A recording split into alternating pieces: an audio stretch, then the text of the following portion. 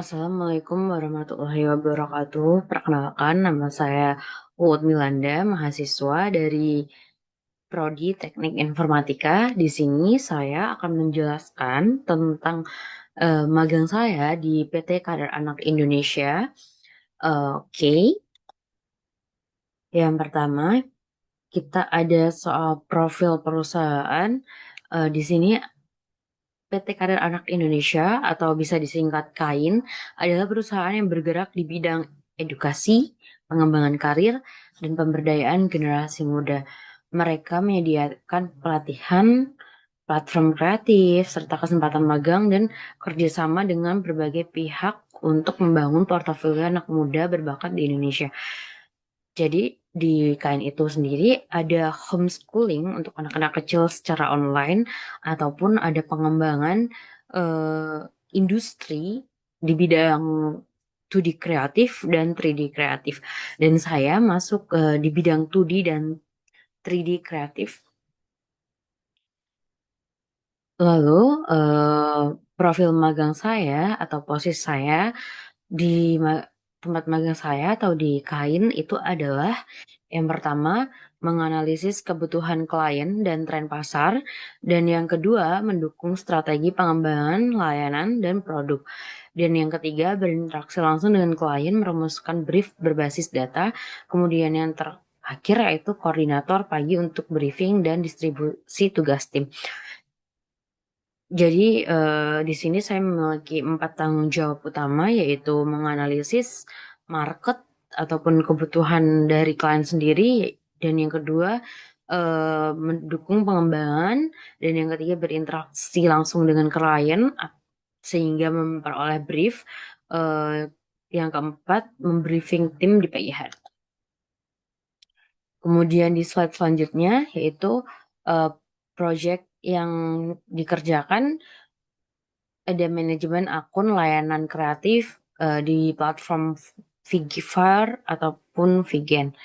Manajemen ini dilakukan untuk menerima permintaan klien hingga pengiriman hasil akhir. Seperti di Fiverr, kita memperoleh klien dari luar negeri yang mengecat kita, lalu kita membahas soal detail brief dan detail konsep yang diinginkan. Lalu yang pertama pembuatan brief. Pembuatan brief ini untuk anggota tim saya yang sehingga mereka di pagi hari itu bisa bekerja dengan brief saya karena saya yang berhubungan langsung dengan klien. Tahap awal ini tuh dimulai dengan menyusun brief, ngerangkum kebutuhan klien secara detail seperti visual, tujuan proyek, format file, dan estimasi waktu pengerjaan. Brief ini disusun secara sistematis dan dibagikan melalui platform kolaboratif seperti Notion ataupun Trello, biar seluruh tim itu memahamin arah dan konteks pekerjaan secara jelas dan mereka itu dapat poin yang diinginkan oleh klien sehingga tidak ada miskomunikasi. Lalu di slide selanjutnya itu ada monitoring proses produksi. Sebenarnya monitoring ini bisa dilakukan secara langsung, baik tidak langsung. Ketika saya WFH, itu monitoring bisa dilakukan melalui pengecekan di Trello dan di grup WhatsApp. Tapi kalau secara langsung itu bisa dilihat langsung progres dari setiap anggota timnya. Untuk monitoring ini dilakukan terhadap seluruh tahapan produksi mulai dari sketch, untuk 2D itu sketch semuanya, kalau untuk 3D itu base, hingga sesuai dengan brief dengan pemberian umpan balik cepat jika ditemukan deviasi. Umpan balik ini tuh bisa dari saya, bisa dari POV kliennya. Dan klien itu menerima pembaruan rutin setiap harinya untuk menjaga transparansi, kelancaran, serta ketepatan waktu pengerjaan. Kemudian di slide selanjutnya itu ada komunikasi aktif dengan klien. Komunikasi aktif dilakukan melalui platform seperti kebutuhan seperti WhatsApp, Fiverr, ataupun bisa Zoom untuk mastiin semua kebutuhan klien itu dipahami dengan jelas. Kegiatan ini tuh ngecakup konfirmasi ataupun klarifikasi brief, terus jelasin alur kerja kita hingga negosiasi harga, serta pengolahan revisi yang akan kita berikan ke klien. Terus pendekatan ini tuh juga terbuka banget dan bisa profesional untuk ngebantu menciptakan kepercayaan untuk menjaga project hingga selesai. Yang dimaksud kepercayaan ini adalah ketika kita memulai suatu project dengan klien luar negeri kita, dikatakanlah di sini sebagai contoh dengan klien kita yang bernama Freelancer. eh, jadi sebelum dealing $200 ini, kita itu berkomunikasi melalui akun Fiverr, kemudian kita ngobrol-ngobrol, di situ kita ngebangun kepercayaan dan dia ngasih tahu untuk apa kebutuhan project ini dan mau seperti apa, lalu baru kita bisa memulai untuk projectnya. Lalu di slide selanjutnya itu di situ kalau dilihat di pojok ada foto. Ini tuh ruang meeting kalau di tempat kerja saya. Kemudian ini tuh adalah pengolahan internal untuk produksi untuk upaya ngejaga alur kerja tetap terstruktur, kolaboratif dan selaras dengan target proyek. Ditakutkan untuk setiap anggota tim itu tidak tahu kebutuhannya dan tidak tahu kesusahannya ataupun menutupi kesusahannya. Maka dari itu kita itu ada pengolahan internal untuk saling terbuka. Kemudian itu ada briefing pagi, kegiatan itu dilakuin tuh tiap hari untuk bagi tugas sesama tim, sama anggota tim, untuk ngebahas kendala sebelumnya, serta netapin target kerja. Kegiatan ini tuh juga dimanfaatin untuk memberi apresiasi dan menyampaikan pembaruan dari klien ataupun manajemen dengan komunikasi dua arah. Briefing membantu nyiptain ritme kerja yang disiplin dan responsif terhadap potensi masalah. Lalu di slide selanjutnya itu ada laporan mingguan atau weekly report. Setiap hari, pekan, Sabtu ataupun Minggu, laporan mingguan ini ngerakup progres proyek, kendala teknis, serta pencapaian individu tiap tim.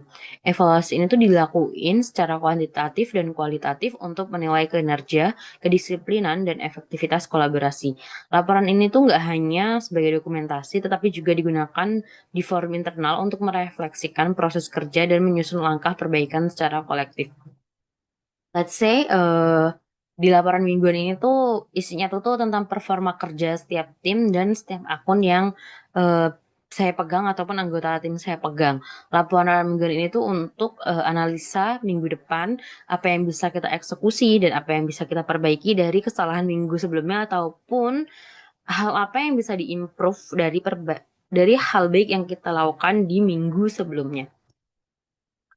Lalu selanjutnya ada analisa analisis dan optimasi akun layanan. Optimasi akun layanan dilakukan untuk ngejaga performa dan menyesuaikan strategi dengan algoritma, platform, serta kebutuhan pasar. Yang pertama yaitu ngelakuin analisis performa akun. Gambar di samping ini adalah contoh gigs atau service akun 3D Viroid di platform saya. Kemudian bisa dilihat di situ grafiknya itu cukup signifikan di mana minggu pertama itu turun dan di minggu tengah itu naik dan di minggu terakhir itu bisa hampir netral. Dari situ tuh kita tuh jadi tahu data tayangan, klik, revisi, dan feedback klien secara rutin. Karena di Gigs itu analisisnya nggak cuma gimana tampilan service kita, tapi di situ ada cancellationnya, ada kliknya, ada ordernya, ada impresinya, di situ bisa dilihat. Kemudian tuh analisa ini ngebantu mengukur efektivitas tiap layanan, juga ngenalin tren ketika di mana minggu ini algoritma itu lagi naik, berarti tren itu yang lagi booming. Terus performanya juga lagi bagus. Serta untuk nentuin strategi perbaikan konten, komunikasi, maupun struktur layanan secara lebih tepat sasaran.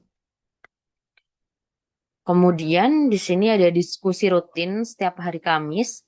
Diskusi internal ini diadain untuk secara tatap muka untuk ngebahas performa layanan dan untuk bertukar pikiran, perubahan algoritma dan tren pasar terkini. Jadi kita tahu tidak hanya di akun kita tapi di akun orang lain juga gimana tren dan algoritma yang terjadi di akun mereka sehingga hal baik itu atau pola baik itu bisa dicontoh di akun kami. serta forum ini tuh dimanfaatin untuk bertukar insight antar anggota tim, menyamakan arah strategi, serta nyusun rencana pembaruan berdasarkan data yang telah dianalisa. Diskusi ini juga menjadi ruang penerima masukan dan merespon tantangan secara kolektif. Lalu next itu ada penerapan strategis optimasi layanan. Jika dilihat di gambar samping itu ada eh, Giksa ya atau service saya yang bisa dilihat. Di situ tuh ada beda-beda, ada teaser, ada 3D, ada children book, ada 3D Viroid, ada 3D printing, ada 3D Qt, dan ada VTuber, ada pixel art. Di situ ada vintage design juga. Kenapa itu beda? Karena menyesuaikan tren pasar yang ada karena kita membuat semua servisnya itu berdasarkan data. Kemudian tuh setiap elemen yang di situ disesuaikan agar lebih menarik, inovatif dan relevan dengan pencarian penggunaan. Tujuannya itu untuk meningkatkan visabilitas, menaikkan klik dan konversi, serta ngejaga reputasi akun melalui layanan dan selalu diperbarui disesuaikan perkembangan. Lalu next, project unggulannya itu ada di t-shirt jika dilihat, lalu ada di 3D printing. Sebenarnya tidak hanya 3D printing, yang saat ini sedang ramai itu adalah 3D Qt itu sendiri, yang ini lalu 3D Viroid. Lalu di sini adalah platform Trello yang kita gunain jika kita ingin monitoring secara online, dan di situ adalah brief-brief yang diinginkan oleh klien ditaruh di situ untuk dieksekusi setiap tim.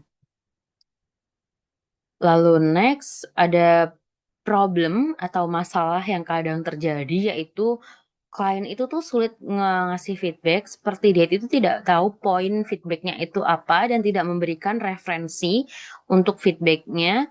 Kemudian dia minta untuk revisi hingga 1 bulan lebih, padahal harusnya project itu bisa selesai sampai 1 minggu, hingga 1 minggu. Kemudian ada revisi yang berubah di tengah proses pengerjaan. eh, Jika diketahui setelah kita melakukan sketsa dan finishing, ketika klien ingin merevisi itu sebenarnya tidak bisa karena itu sudah hampir tahap selesai.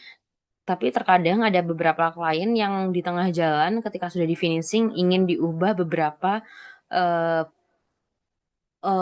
anatomi tubuh di tubuh karakternya agar terlihat elok.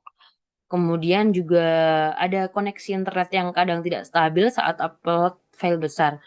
Eh, Terkadang untuk 3D kita membutuhkan file 1 GB lebih, sehingga itu cukup menyusahkan untuk dikirim ke klien karena mengingat klien kita itu adalah orang luar negeri. Jadi kita tuh menggunakan WeTransfer, tapi terkadang jika tidak bisa, kita juga menggunakan Drive.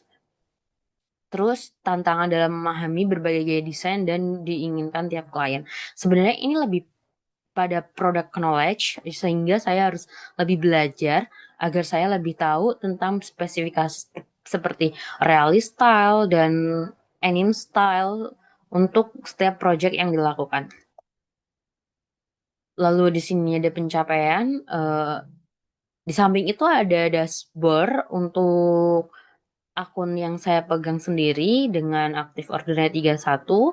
Di situ pencapaian saya adalah dipercayakan sebagai second line, kemudian menjadi moderator rapat rutin internal tiap hari Jumat, kemudian berperan aktif dalam diskusi strategi akun bersama atasan dan admin, kemudian konsisten membuat weekly report evaluatif dan perbaikan alur kerja, terus meningkatkan efektivitas komunikasi tim dan kepuasan klien. Itu untuk rangkuman saya selama magang di PT Karir Anak Indonesia. Apabila ada salah-salah kata dari saya, mohon dimaafkan dan terima kasih. Wassalamualaikum warahmatullahi wabarakatuh.